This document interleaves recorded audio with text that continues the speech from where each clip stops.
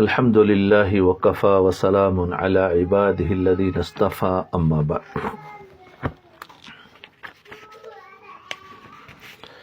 دیکھو الحمدللہ علماء دیوبند کے واقعات چل رہے تھے، ہمارے سامنے حضرت مولانا قاسم نانوتوی رحمۃ اللہ علیہ کی کافی واقعات آگے، اس کے بعد مولانا رشید احمد گنگوئی رحمۃ اللہ علیہ کی حیات آ گئی، کیسی ان کی زندگیاں تھی۔ واقعات کیا ہے؟ تو ان کی حیات ہے، صحابہ کی حیات سے ملتی، حیات الصحابہ سے مل رہی ہے۔ ابھی انشاءاللہ حضرت مولانا شیخ الہند محمود الحسن قدس سرہ، جی شیخ الہند حضرت مولانا محمد حسن دیوبندی رحمۃ اللہ علیہ سن ہجری 1268 میں 1268 میں یعنی 1268 ہجری بمطابق 1851 کو بریلوی میں پیدا ہوئے۔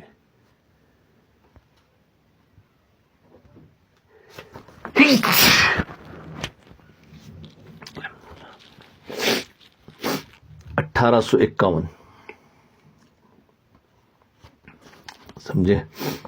یعنی 100 کتنے سال ہو جاتے ہیں؟ 1951 اور پھر 2000، تو 100-150 لگ بھگ 170 سال کے اوپر ہوئے، 170۔ تو بمطابق 1851 کو بریلوی میں پیدا ہوئے۔ آپ کے والد ماجد مولانا ذوالفقار علی صاحب ایک جید عالم تھے۔ آپ کا شجرہ نسب حضرت عثمان غنی رضی اللہ عنہ سے جا کر ملتا ہے، عثمانی ہے جی۔ اور اسی وقت دارالعلوم دیوبند کی بنیاد بھی رکھی تھی 1860 یا 68 میں، جی دارالعلوم دیوبند کی بنیاد، یعنی ان کے شاید 16-17 سال کے بعد ہی پیدائش کے۔ آپ نے قرآن پاک کا کچھ حصہ اور ابتدائی کتابیں مولانا عبداللطیف صاحب رحمۃ اللہ علیہ سے پڑھی۔ ابھی آپ قدوری تہذیب وغیرہ پڑھ رہے تھے کہ 1283 یعنی 83 میں حضرت مولانا قاسم نانوتوی رحمۃ اللہ علیہ نے دارالعلوم دیوبند بنیاد قائم کی، یعنی 68 تو 70 and 80 15 سال بعد سمجھو، یعنی 1865 میں 1865 میں یہ ہوا۔ تو فرمایا دارالعلوم دیوبند کی بنیاد قائم کی۔ آپ اس مدرسے کے پہلے طالب علم بنے۔ کون سے سال میں؟ 1865 میں۔ آپ کتب سیاہ ستہ کی تکمیل کر کے فارغ التحصیل ہوئے۔ 1 سال کے اندر کتب سیاہ ستہ کی تکمیل کر کے فارغ التحصیل ہوئے۔ حدیث میں آپ کو مولانا قاسم نانوتوی رحمۃ اللہ علیہ، حدیث کے استاد کون ان کے؟ مولانا قاسم نانوتوی رحمۃ اللہ علیہ، مولانا یعقوب نانوتوی رحمۃ اللہ علیہ کے علاوہ قطب الارشاد مولانا رشید احمد گنگوئی رحمۃ اللہ علیہ، مولانا شاہ عبد الغنی رحمۃ اللہ علیہ سے بھی اجازت حاصل ہے۔ ان سب سے ان کو حدیث کی اجازت ہے، جی بہت بڑی جی۔ تو آپ کو فارغ التحصیل ہونے سے پہلے ہی دارالعلوم دیوبند کا معین مدرس بنا دیا گیا، یعنی ابھی تو فارغ بھی نہیں ہوئے، اسی دارالعلوم دیوبند کے معین مدرس، یعنی مدرس کی مدد کرنے والے، کوئی مدرس غیر حاضر ہے، کہیں گئے ہوئے سفر میں، تو ان کی جگہ پر ان کو رکھ دیا گیا۔ ابتدا میں آپ کے سپرد ابتدائی تعلیم پڑھانے کا کام کیا گیا، ابتدائی تعلیم، لیکن بہت جلد آپ کی علمی استعداد اور ذہانت ظاہر ہونے لگی، اور رفتہ رفتہ آپ مسلم شریف اور بخاری شریف کی تدریس تک جا پہنچے۔ ابتدا سے لے کر اب انتہائی بخاری شریف، وہاں تک اللہ تعالیٰ ان کو پہنچا دیا۔ آپ کا زمانہ تدریس یعنی پڑھانے کا زمانہ 44 سال سے زائد ہے. 44 ایئر سے بھی زیادہ انہوں نے پڑھایا ہے. یعنی 16-17 سال میں مولوی بن گئے اور اس کے بعد 44 سال پڑھایا. تو کتنا ہوتا ہے؟ 44. اور پھر ان کی عمر ایک تو 15 سال کی. 16 سال میں فارغ ہوئے تو 50-60 62. یعنی 44 سال سے زائد اس عرصے میں اطراف و اکناف عالم میں، ایک تو اطراف اور پھر عالم میں بھی آپ کے تلامذہ پھیل گئے. دنیا میں آپ کے شاگرد پھیل گئے جن کی تعداد ہزاروں میں. آپ کے ممتاز تلامذہ میں ممتاز تلامذہ مولانا اشرف علی تھانوی رحمۃ اللہ علیہ ہیں. انہوں نے حضرت ان کے استاد کون ہے؟ مولانا شیخ الہند محمود الحسن رحمۃ اللہ علیہ. جی حضرت تھانوی رحمۃ اللہ علیہ نے ان سے علم حاصل کیا. ان کے شاگرد ممتاز میں سے ایک مولانا محمد انور شاہ کشمیری رحمۃ اللہ علیہ، جن کا حافظہ اس کے بارے میں آ گیا کہ کوئی چیز پڑھ لیتے تو یاد ہو جاتی تھی. پھر علامہ شبیر احمد عثمانی رحمۃ اللہ علیہ، جن کا ترجمہ یعنی قرآن کا جو ترجمہ ہوا ہے شبیر احمد عثمانی رحمۃ اللہ علیہ کی تفسیر سے مشہور ہے. پھر مولانا حسین احمد مدنی رحمۃ اللہ علیہ، کیونکہ مولانا حسین احمد ان کو تو خادم خاص تھے. اور مفتی کفایت اللہ دہلوی رحمۃ اللہ علیہ، یہ جنہوں نے تعلیم الاسلام لکھی، مفتی کفایت اللہ جی.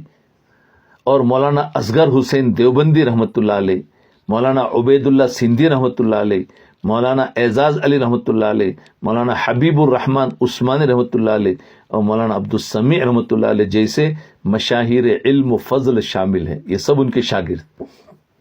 سبحان اللہ، کیسے ایک سے ایک ممتاز ہے. اللہ اکبر، کیا علم ان کو پڑھا تھا، انہوں نے پڑھا تھا، اور اللہ تعالیٰ ان کو کیا شاگرد دیے. آپ شروع سے ہی نیک نیت اور نیک فطرت تھے. اس کے ساتھ مولانا محمد قاسم نانوتوی رحمۃ اللہ علیہ کی محبت اور صحبت اور مولانا رشید احمد گنگوئی رحمۃ اللہ علیہ کی توجہات نے آپ کو روحانیت کے عرش پر بٹھا دیا تھا. خالی ظاہر علم نہیں تھا بلکہ روحانی علم بھی تھا، اور روحانیت کے اعلیٰ درجے پر پہنچا دیا تھا، یعنی باطنی علم.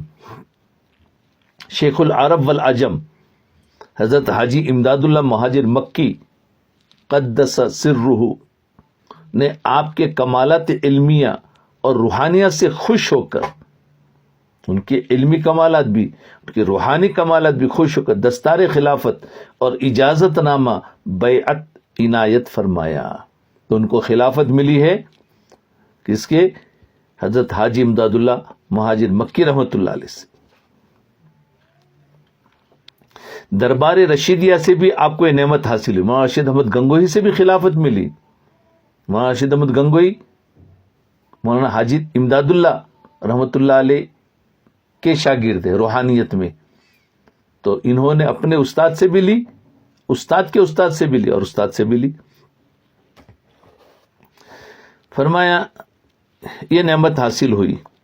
دربار رشیدیہ سے بھی آپ کو یہ نعمت حاصل ہوئی. حاصل یہ ہے کہ آپ علم نبوت اور شریعت اور طریقت اور روحانیت کے مجمع البحرین ہی نہیں بلکہ مجمع البحار تھے. عجیب، علم نبوت میں کیونکہ شریعت، طریقت اور روحانیت جی مجمع البحار تھے.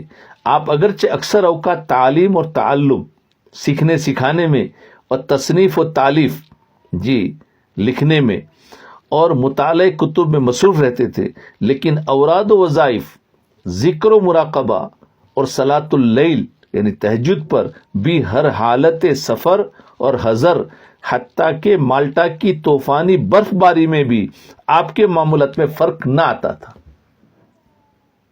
ان کو مالٹا کی جیل میں بھیجا تھا. ان کے ساتھ ان کے شاگرد مولانا حسین احمد مدنی رحمۃ اللہ علیہ تھے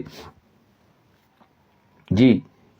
تو کچھ سال مالٹا کی جیل، تو وہاں پر بھی ان کے اوراد و وظائف چھوٹے نہیں ہیں. اور آج ہم ہیں کہ معمولی بہانے پر اوراد و وظائف چھوٹ جاتے ہیں, ذکر و مراقبہ چھوٹ جاتا ہے, تہجد چھوٹ جاتی ہے. کیا ہوا بس؟ تو نہیں, بلکہ اس کو ایسی جیسے ہم کھانا کھاتے ہیں, کھانا نہیں چھوٹتا ہے, ایسے ہی ہمارا ذکر و مراقبہ بھی نہیں چھوٹنا چاہیے. یہ عذر جو ہے نا وہ سب نفس کا ہے, اور نفس تمہیں کسی طریقے سے ہمیں پھنسانا چاہتا ہے. یہ حضرات اور کون سی جگہ؟ جیل میں ہے. اب بتاؤ جیل میں کہاں سکون مل سکتا؟ اور اس کے علاوہ نہیں, خالی جیل نہیں بلکہ وہاں پر برف باری ہو رہی ہے, اور اس میں بھی آپ رات کو اٹھ کر تہجد پڑھ رہے ہیں. اندازہ لگائے, سبحان اللہ. تو ہمیں اللہ تعالیٰ نے گھروں کے اندر گرم پانی دیا ہوا ہے, اور ہمیں ہیٹر دیے ہوئے ہیں, اور ہم اتنے آرام سے رہتے ہیں. ان کے مقابلے میں اللہ نے ہمیں کتنی نعمتیں دی ہیں, لیکن ہم ذکر و مراقبہ اور اوراد و وظائف اور یہ سب کچھ ہمارا چھوٹ جاتا ہے. یہ نفس بہت بدماش ہو چکا ہے, اس کو کنٹرول کرے. انگریزوں کے خلاف تحریک آزادی کے مشن کو آپ نے کافی آگے تک بڑھایا. آپ عسکری بنیادوں پر مسلمانوں کو منظم کر کے انگریزوں کے خلاف مقابلہ کرنا چاہتے تھے. جی, یعنی بنیادوں کو ایسے افراد تیار کرتے تھے تاکہ پھر آزادی میں حصہ لے. اس ضمن میں آپ نے تحریک ریشمی رومال شروع کی. آپ نے ایک تحریک شروع کی آزادی کے لیے, تحریک ریشمی رومال. یہ تحریک اس زمانے میں بہت چلی, جس کا مرکز آپ نے کابل کو بنایا تھا. افغانستان میں جو کابل ہے, کیونکہ کابل اس وقت تو سب ایک ہی تھا, انڈیا میں تھا, تو اس کا مرکز آپ نے کابل کو بنایا. اپنوں کی سازشوں اور ریشہ دوانیوں سے یہ تحریک کامیاب نہ ہو سکی. تحریک ریشمی رومال کیا ہوا, کیسے گری؟ باہر نہیں, اپنے ہی اپنی ٹانگیں کاٹ دیتے ہیں. یہ یاد رکھیں, ہمارے ساتھ ہی اپنے ساتھ اٹھتے بیٹھتے ہیں, اپنی ٹانگیں کاٹتے ہیں, اور ہمیں پتہ بھی نہیں. کامیاب نہیں ہونے دیا. تاہم اس نے مسلمانوں میں بیداری کی روح پھونک دی,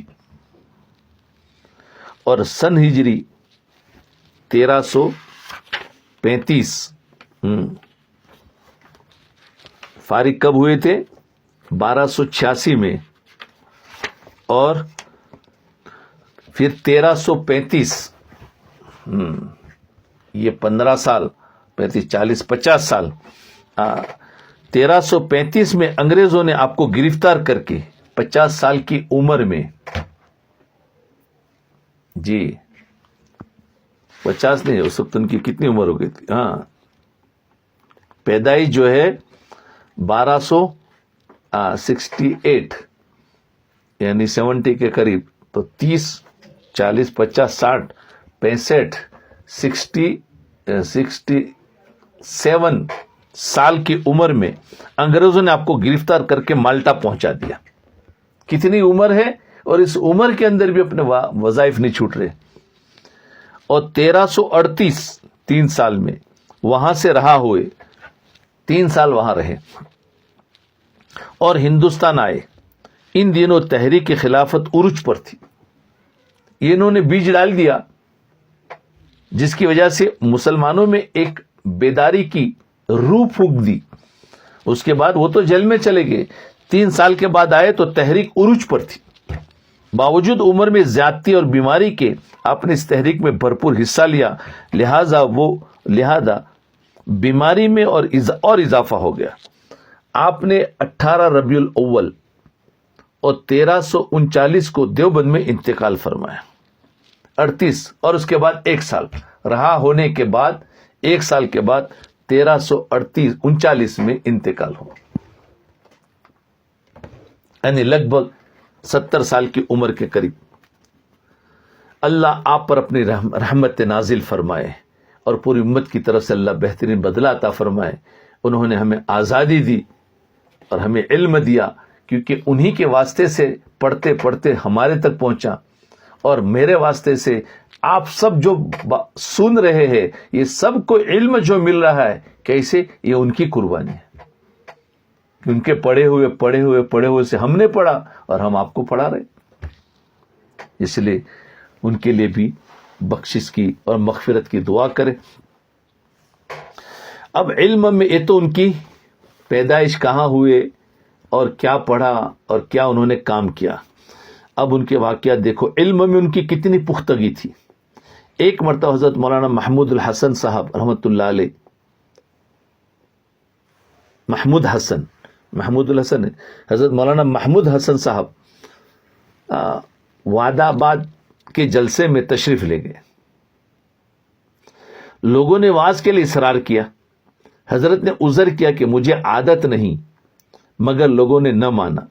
آخر آپ کھڑے ہوئے اور حدیث فقیہ واحد اشد علی الشیطان من الف عابد، یہ حدیث ہے، پڑھی اور اس کا ترجمہ کیا.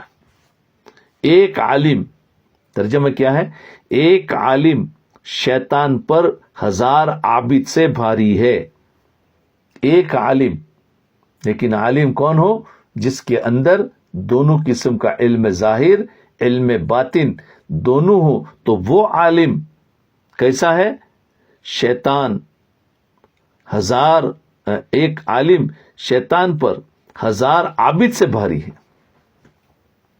یعنی 1000 عابد ہو وہ شیطان کا مقابلہ نہیں کر سکتے جتنا ایک عالم سے شیطان بھاگتا ہے. وہاں ایک مشہور عالم تھے، انہوں نے اس پر بیان کیا، اس حدیث پر. وہاں ایک مشہور عالم تھے، وہ کھڑے ہوئے اور کہا کہ یہ ترجمہ غلط ہے، اور جس کو صحیح ترجمہ بھی کرنا نہ آئے تو اس کو واز کہنا جائز نہیں. ایک عالم کھڑے ہوئے اور کیا کہنے لگے؟ یہ ترجمہ غلط ہے، دیکھو. اور جس کو صحیح ترجمہ کرنا نہ آئے اس کو واز کرنے کی کوئی حق ہی نہیں ہے. دیکھو ایسے لوگ، ایک کون ہے؟ وہ بھی عالم ہیں. بس مولانا فوراً بیٹھ گئے اور فرمایا میں تو پہلے ہی کہتا تھا کہ مجھے واز کی لیاقت نہیں ہے، میرے اندر واز کرنے کی صلاحیت ہی نہیں ہے، میں تو پہلے ہی کہتا تھا.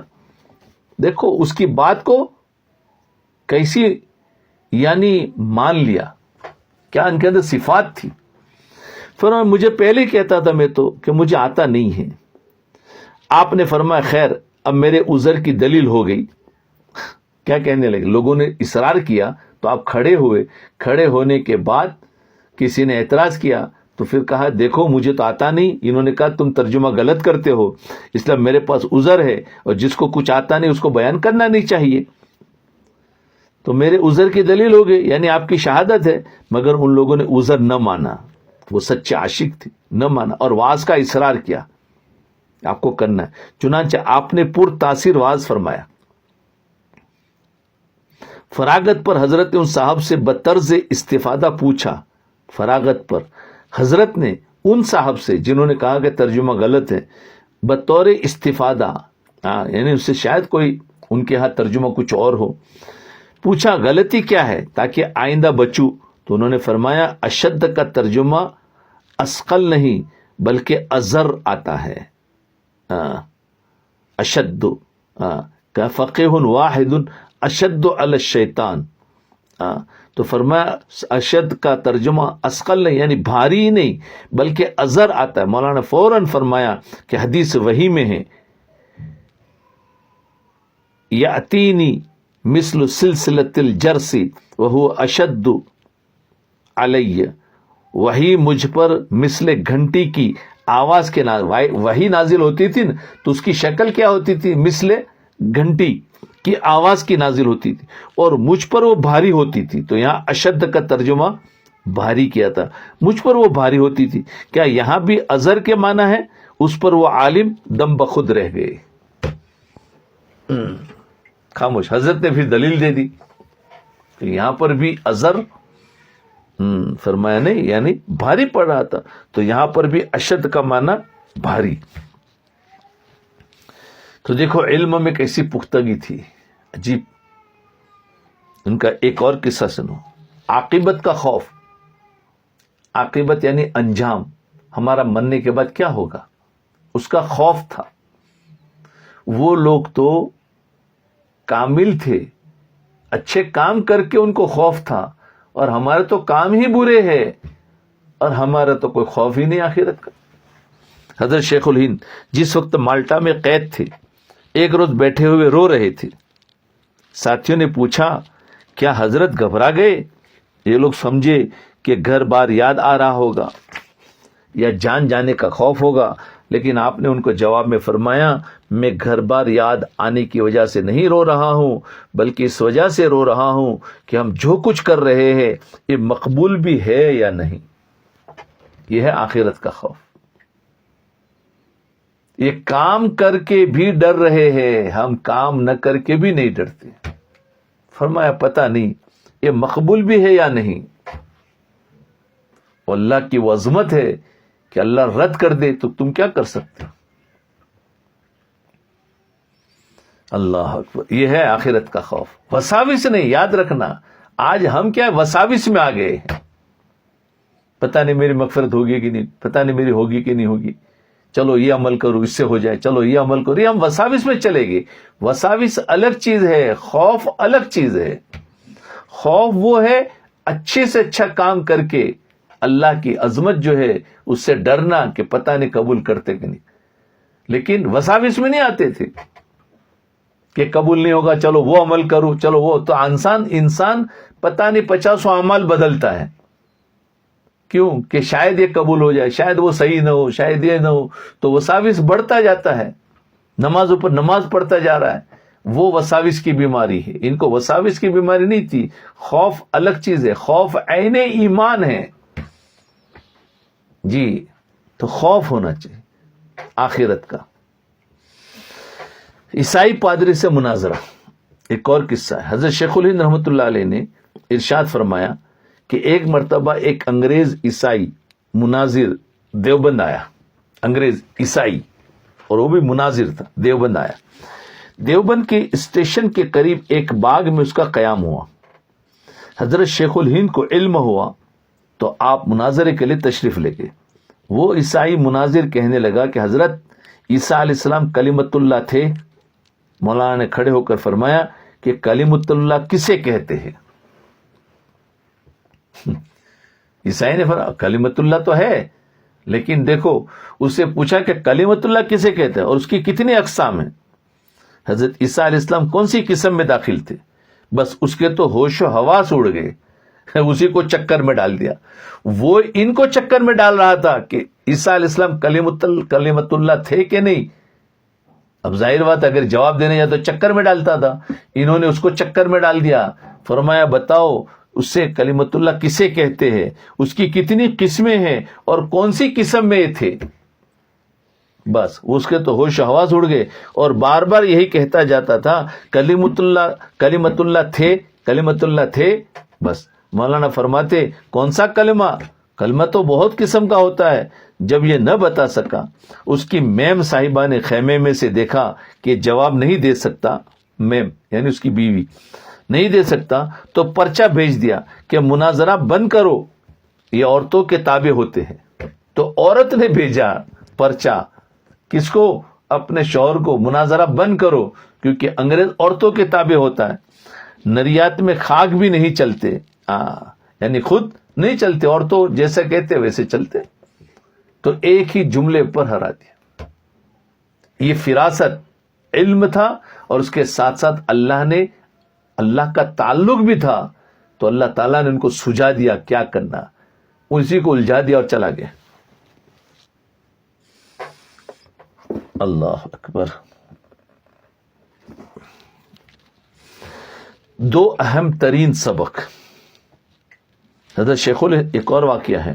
حضرت شیخ الہند رحمۃ اللہ علیہ مالٹا کی قید سے واپس آنے کے بعد ایک رات بعد نماز عشاء دارالعلوم دیوبند میں تشریف فرما تھے.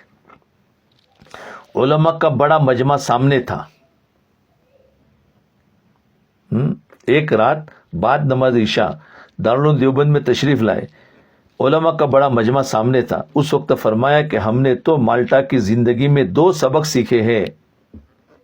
قید خانے میں ہم نے تو مالٹا کی زندگی میں جیل میں بھی سبق سیکھتے تھے. فرمایا 2 سبق سیکھے ہیں. یہ الفاظ سن کر سارا مجمع ہما تن گوش ہو گیا. یعنی کان کی طرف متوجہ ہو گیا, کان کو لگا دیا کہ آگے کیا بات کہیں گے. اس کو کہتے ہیں فارسی لفظ ہما تن گوش ہو گیا. کہتے ہیں نا بھائی کان کو دھیان سے سنو, کان لگا کر سنو, جس کو کہتے ہیں کہ اس استاد العلماء, کیونکہ علماء کے تو استاد تھے, درویش نے 80 سال علماء کو درس دینے کے بعد 80 سال علماء کو درس دینے کے بعد آخر عمر میں جو سبق سیکھے ہیں وہ کیا ہے, لاؤ جو سنتے ہیں. فرمایا میں نے جہاں تک جیل کی تنہائیوں میں اس پر غور کیا کہ پوری دنیا میں مسلمان دینی اور دنیاوی لحاظ سے کیوں تباہ ہو رہے ہیں. یہ کب ہے؟ 100 سال پہلے کا پروگرام. 1300 میں ان کا انتقال کب ہوا؟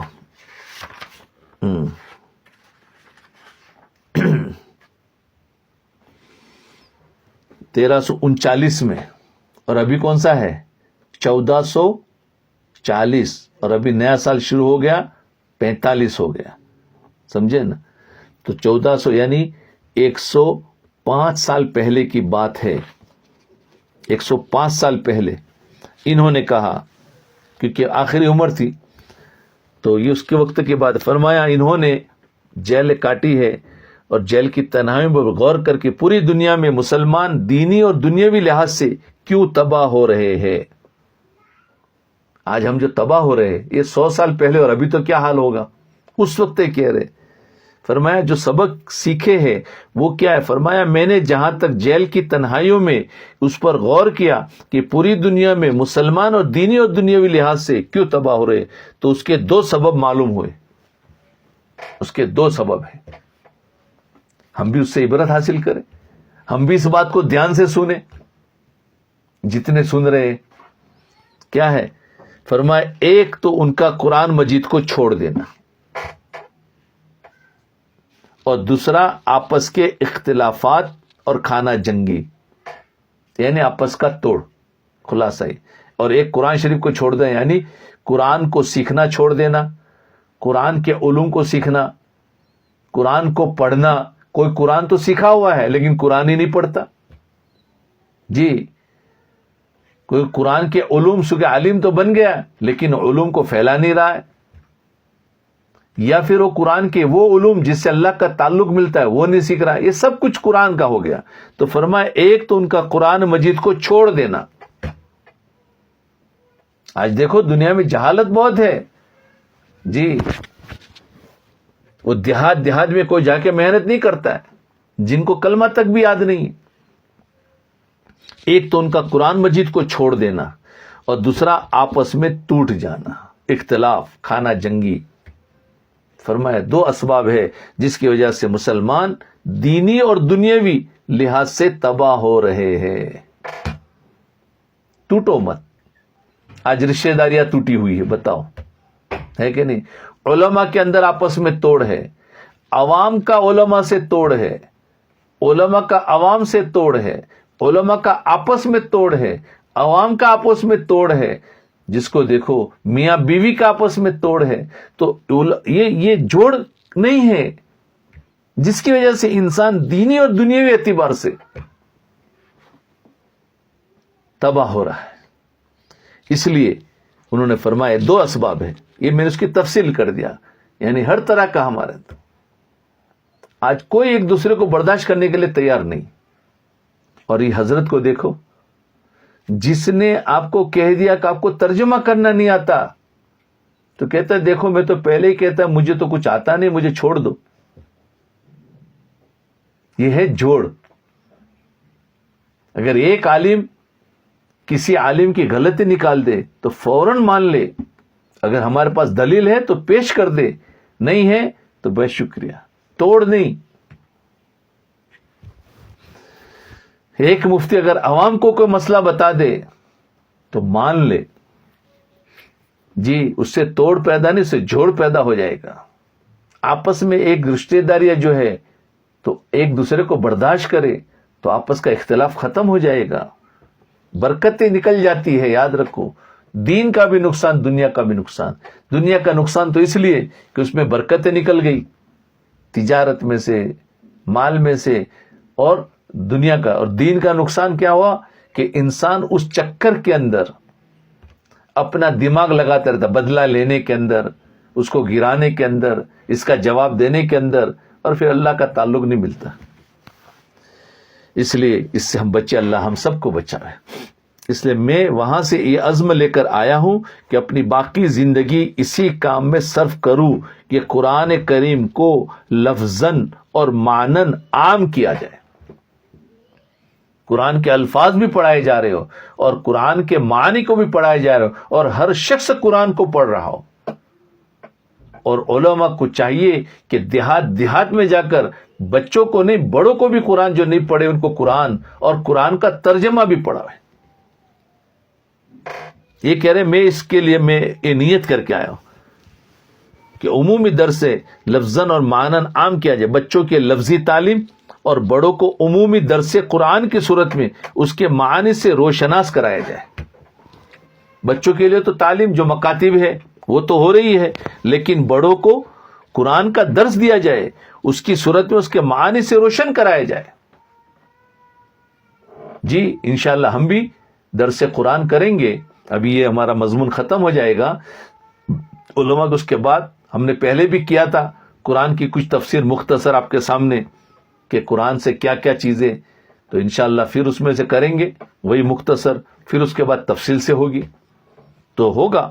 تو قرآن یا تو جو انسان ہے تو کم سے کم پڑھے اس کے ترجمے کو، اس کی تفسیر کو. جی لیکن آج ہمارے پاس ٹائم نہیں ہے، کیا کہتے ہیں، بیزی ہے.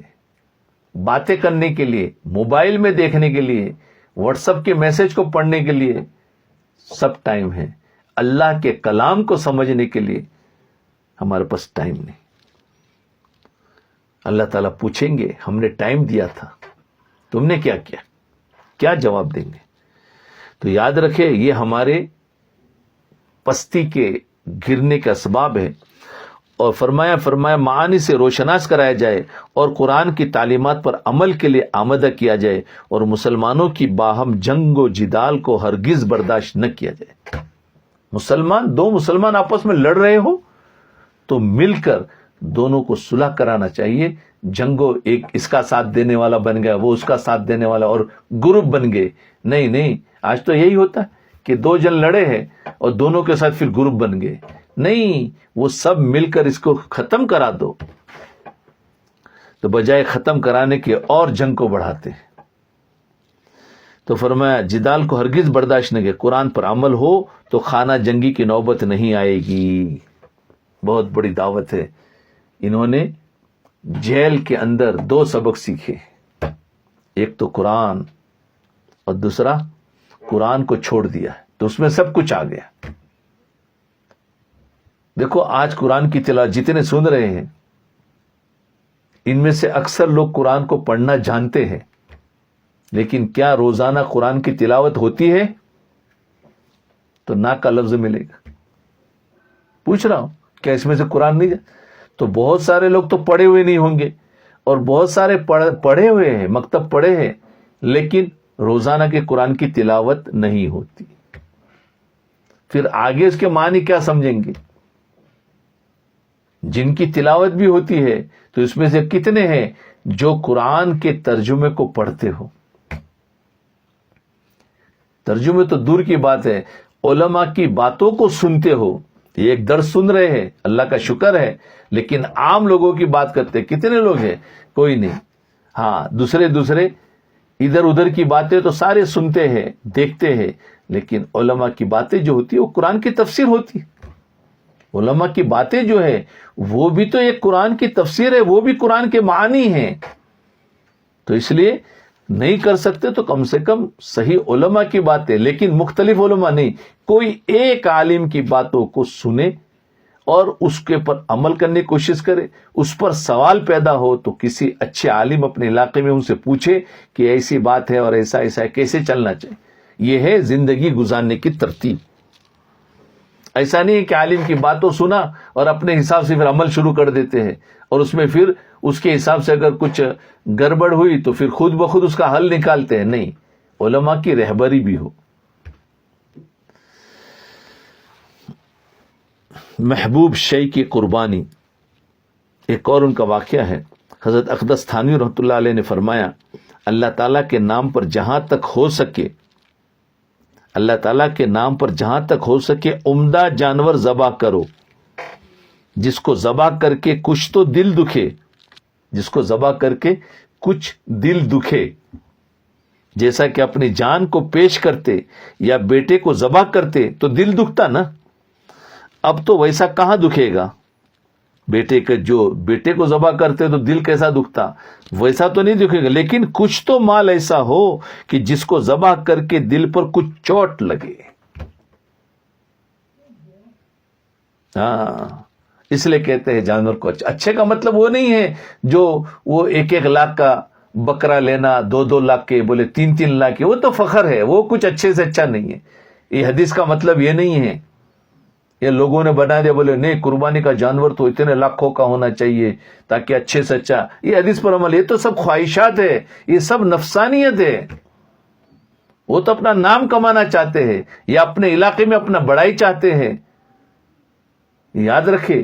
اس لیے اس کا مطلب یہ نہیں، اس کا مطلب یہ ہے کہ اللہ نے مجھے جتنی طاقت دی ہے، بھائی ایک آدمی لاکھوں پتی ہے اور ایک آدمی ہزاروں پتی ہے، اس کے پاس ہزاروں کے حساب سے تو وہ اس حساب سے بکرا لے گا، وہ لاکھوں والا بھی میں جیسے ایک آدمی کے پاس کم ہے تو وہ 10,000 کا جانور لے گا، ایک آدمی زیادہ ہے تو 15,000 کا لے گا، لیکن یہ نہیں کہ بہت بڑا مالدار ہے تو بولے 2-4 لاکھ کا لے لوں گا، نہیں۔ تو یہ عمدہ مال ہوا کہ اپنی حیثیت کے مطابق لینا۔ تو اب یہ جو لاکھوں والا ہے، جو لاکھ پتی ہے، وہ 1000 والا جس نے 10,000 کا لے، وہ اگر 10,000 کا لیتا ہے تو بھی قربانی تو ہو جائے گی، لیکن اس کے لیے عمدہ یہ ہے کہ اس سے اور اچھا لے۔ جی، تو یہ حساب ہے، یاد رکھنا۔ اور دوسرا مطلب یہ ہے کہ عمدہ جانور یعنی جس کے ناک، کان اور سب کچھ ذرا اچھا صحت مند ہو، یہ بھی عمدہ میں آ جاتا ہے۔ اگر وہ کسی کو مل گیا 10,000 تو اس نے بھی اچھا خرچ کیا، لیکن ایک دبلا پتلا اور ایک دم کمزور جو بیچنے والا بھی ہے، وہ بھی چاہتا ہے کہ مال میں جلدی سے بیچ دوں، اور کہے تو بھائی یہ 10,000 کے بجائے تم 5,000 میں لے کے جاؤ، تو یہ حالانکہ اس کی بھی قربانی ہو جائے گی اگر شرعی اعتبار سے کوئی اس کے اندر نقص نہیں ہے، تو خالی کمزور ہے تو اس کی بھی تو قربانی ہو جائے گی، لیکن کہتے ایسا نہیں بلکہ اچھا لو۔ یہ مطلب سمجھا دیا تاکہ بیچ میں یہ غلط فہمیاں جو ہے، جو لاکھوں کا لیتے ہیں وہ نفسانیت ہے، وہ تو ان کی خواہشات ہیں۔ تو فرمایا جس کو ذبح کر کے دل پر کچھ چوٹ لگے، حق تعالیٰ فرماتے لن تنالوا البر حتی تنفقوا مما تحبون، کامل نیکی تم کو اس وقت تک حاصل نہیں ہوگی جب تک کہ محبوب اشیاء کو خرچ نہ کرو۔ بتاؤ، پیسہ ہم سب کو محبوب ہے نا، لیکن ہم نے قربانی کے دن جانور خریدتے ہیں تو محبوب پیسے کو خرچ کیا، تو یہ بھی ایک ہے۔ اب اس میں زیادہ ذرا اچھا لینے جاؤ تو زیادہ خرچ ہوتا ہے، لیکن یہ نہیں کہ جو کمزور آدمی ہے جس کا پیسے کم ہے اور اس نے دیکھا کہ بھائی چلو حدیث میں تو یہ آیا ہے تو 10,000 کے بجائے 5,000 قرضہ لیتا ہے اور میں بھی 15 لوں، تو یہ بھی نام، تو کیا ہوگا، خالی بستی کے اندر اس کا نام بڑا ہوگا، بھائی اس نے 15,000 کا لیا۔ حالانکہ ایسا نہیں کرنا ہے، قرضہ لے کے نہیں کرنا ہے، جتنی حیثیت ہے اس کے مطابق کرو۔ اگر ہم زیادہ ہی بڑا کر رہے ہیں تو یہ نام ہے، یہ اندر سے ایک نفسانیت گھسی ہوئی ہوتی ہے، پتہ بھی نہیں چلتا ہے کیا ہوتا ہے، لوگ کیا کہیں گے تو ایسا جانور لایا، یہ اندر ہوتا ہے۔ خاص کر کے جو اپنے علاقے میں اور بستی میں سب لوگ جانور لاتے ہیں، اب سب مہنگا لایا اور میں نے تھوڑا کم وہ لیا، کم سستا لیا، تو لوگوں کو ذرا ہمیں وہ تانا دیتے ہیں، تو ہم تانا سے بچنے کے لیے جو کام کرتے تو پھر وہ اصل قربانی کیا ہوئی، اللہ کو سامنے رکھ کر کام کرو۔ میرے پاس جو حیثیت ہے میرا خدا جان رہا ہے اور میں نے اپنی حیثیت سے زیادہ کا ہی لیا ہے۔ یہ بیچ میں غلط فہمیاں تھی، اس لیے میں نے اس کو دور کر دی۔ قربانی کے وقت میں بہت سارے لوگوں کی یہ بھی چیزیں ہوتی ہیں۔ تو فرمایا اصل چیز جو ہے اپنی پسندیدہ کو خرچ کرو۔ اب پیسوں سے مال لے یعنی جانور لے گا، پھر جانور کو ذبح کرے گا تو اپنی پسندیدہ چیز کو اس نے قربان کیا نا اللہ کے راستے میں۔ انفاق محبوب کی صورت ایسی ہوتی ہے کہ جیسے شیخ الہند رحمۃ اللہ علیہ نے ایک بار قربانی کی تھی، آپ نے قربانی سے کئی مہینے پہلے ایک گائے خریدی۔ محبوب یعنی انسان کو محبوب چیز کیسے ہوتی ہے اس کی مثال بتا رہے کہ کئی مہینے پہلے انہوں نے گائے خریدی، اس کو خوب کھلایا پلایا۔ اب ظاہر بات ہے ایک جانور سے پھر ہمیں محبت ہو جاتی ہے نا، اسی لیے فرماتے ہیں کہ کچھ دن پہلے جانور کو خریدو تاکہ جانور کو ہمیں کھلا رہے پلا رہے اس کو دیکھ رہے تو ایک جانور کے ساتھ رہتے ہوئے ہمیں اس سے ایک محبت ہو جاتی ہے۔ تو محبت ہوتی ہے تو اب جی نہیں چاہتا ہے اس کو ذبح کرو کہ اتنے دنوں سے میں نے اس کی خدمت کی ہے، تو یہ ہوا کہ محبوب چیز کو اللہ کے راستے میں دے دیا۔ تو فرمایا ایک گائے خریدی، اس کو خوب کھلایا پلایا، عصر کے بعد جنگل میں اپنے ساتھ لے جا کر دوڑایا کرتے تھے۔ قربانی تک وہ اتنی تیار ہو گئی کہ ارزانی کے اس زمانے میں بھی کسائی اس کی قیمت 80 روپے دے رہے تھے، یعنی اس کو کئی مہینے پہلے کھلایا پلایا اور وہ ایسی تیار ہو گئی تھی کہ اب اس کی قیمت بہت زیادہ ہو گئی تھی، مگر مولانا نے کسی کو نہ دی اس گائے کو، اور قربانی کے دن اس کو ذبح کیا۔ دے دیتے تو 80 روپیہ اس زمانے کا مل جاتا تھا، اور 80 روپیوں سے 40 روپیوں کی گائے خرید سکتے تھے، اور 40 روپے ان کے پاس بچ سکتے تھے۔ یہ بھی ہو سکتا تھا اور اس میں بھی قربانی سے، لیکن انہوں نے اس حدیث پر عمل کرنے کے لیے اس کو پالا اور اس کی قیمت بھی بڑھی، اور اسی کو پھر ذبح کیا۔ جب ذبح ہوئی تو مولانا کے دل پر اثر ہوا، آنکھوں میں آنسو آ گئے۔ کچھ عرصے تک ساتھ رہنے کی وجہ سے اور پرورش کرنے کی وجہ سے اس کے ساتھ آپ کو محبت ہو گئی تھی، چنانچہ آپ نے محبوب چیز کی قربانی دے کر نیکی کا اعلیٰ مرتبہ حاصل کر دیا۔ سبحان اللہ، یہ بھی ایک محبوب چیز ہے نا بھائی۔ جانور خریدا اسے کئی دن پہلے خریدو۔ ابھی آج کل ہمارے پاس سہولت ہے، لیکن جو دیہات میں رہتے ہیں تو ان کے پاس سہولت ہے، تو 10 دن پہلے لا کر اس کے کھلاوے پلاوے اس کی محنت، اور جو سٹی میں رہتے ہیں ان کے پاس سہولتیں نہیں ہوتی، ٹھیک ہے وہ 1-2 دن لا کر کرے، لیکن ایک عید کے دن ہی لے جا کر لیا تو یہ آج آہستہ آہستہ اب ہم وہاں پر جا رہے ہیں، ورنہ پہلے لوگ 4 دن 5 دن پہلے لگتے تھے، اب کوئی 2 دن لا رہا ہے، اب کوئی 1 دن لا رہے، تب بھی اس کے ساتھ محبت ہوتی ہے۔ یاد رکھیں کرنا چاہیے، لیکن یہ سنت کی اتباع کی نیت کر کے کرے کہ تھوڑا ہمارے پاس رہے۔ اتباع سنت حضرت شیخ الہند رحمۃ اللہ علیہ کا معمول تھا کہ وطروں کے بعد بیٹھ کر 2 رکعت پڑھتے تھے۔ وطر کے بعد بیٹھ کر 2 رکعت پڑھنا سنت ہے۔ کسی شاگرد نے عرض کیا حضرت بیٹھ کر نوافل پڑھنے کا ثواب تو آدھا ہے۔ حضرت نے فرمایا ہاں بھائی یہ تو مجھے معلوم ہے، مگر بیٹھ کر پڑھنا حضور سے ثابت ہے، اس لیے سنت پر عمل کو اپنایا ہے، چاہے آدھا ہی کیوں نہ ملے، سنت ہے۔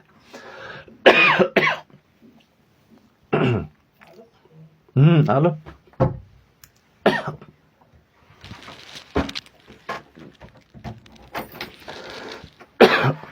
ٹھیک ہے، اب یہیں پر رکھتے ہم، انشاءاللہ اس کے بعد آگے کریں گے۔